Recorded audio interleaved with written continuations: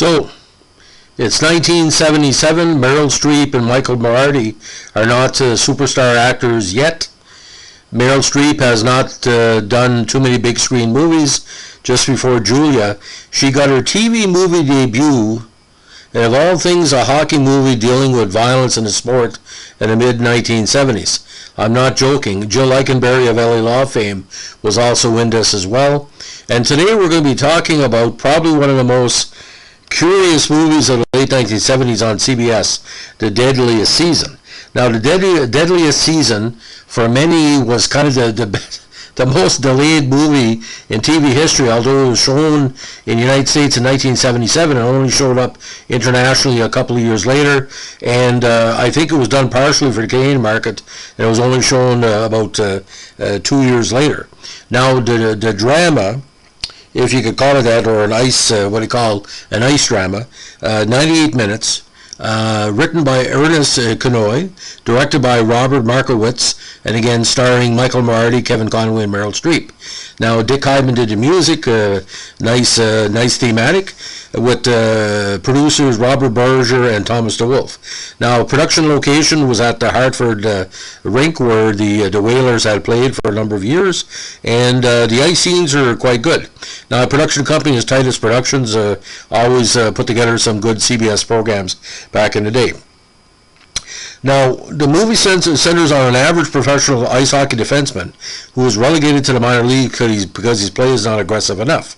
In an effort to get back to the majors or the NHL or WHA, he plays dirty and gets into fights on the ice, which gets him back to the majors. His aggressive play results in the death of another player as a result of injuries sustained during a game, and results in him being charged with manslaughter. The player appears largely indifferent to the situation, appearing to view it as another part of playing top-level hockey. Now, Michael Moriarty is known for his, not say method style, but you see him in Pale Rider and other productions. He's a very, very structured actor, like an early John Lithgow, very close to the vest. Now, Meryl Streep plays a key role in this, don't want to give it too much away, but she's a catalyst for the plot. Now, in The Deadliest Season, again, Moriarty is the lead actor, with Sully Bonner, again, Eikenberry, Walter McGinn, Andrew Duggan, Paul D'Amato, and Mason Adams, who also were in the big cast. Now, Conway played the attorney who defended Moriarty's character.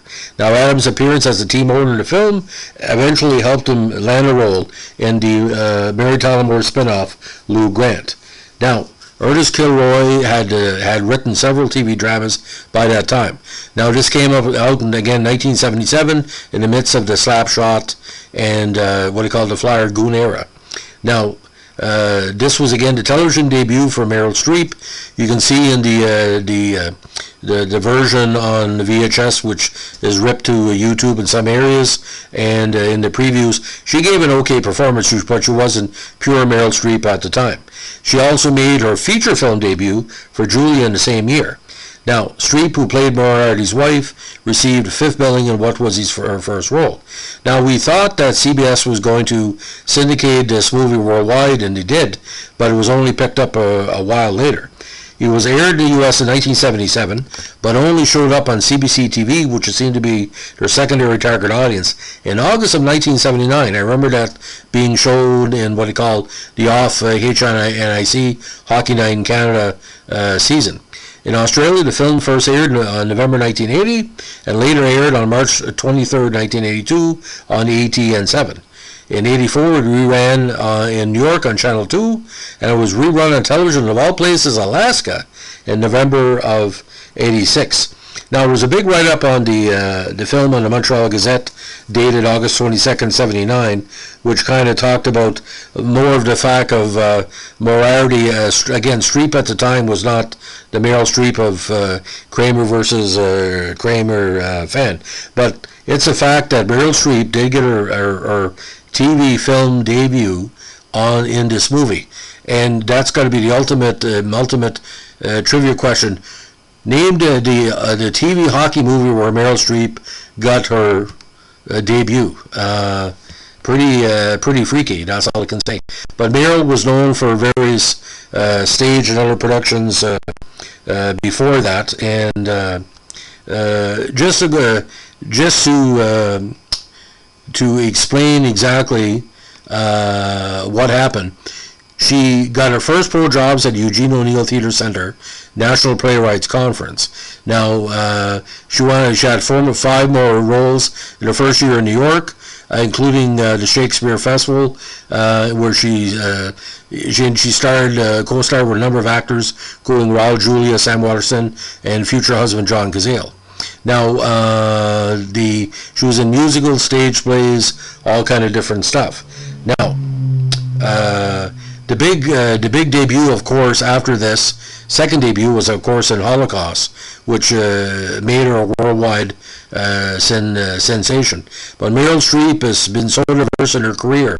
But like I said, even in that performance, she was enough of a presence that the people said, you know, there's something here. And same with Moriarty. So the idea about TV performances, you got to start somebody. Now, again, she debuted really on an animated film, playing the voice of Lover, and Everybody Rides the Carousel. But again, she was on great performances, then Holocaust, and of course, Kiss Me Petruccio. There was a documentary on that in '81. So again, very, very important early role. And I think up until she was on The Simpsons, she had less than 10 TV performances.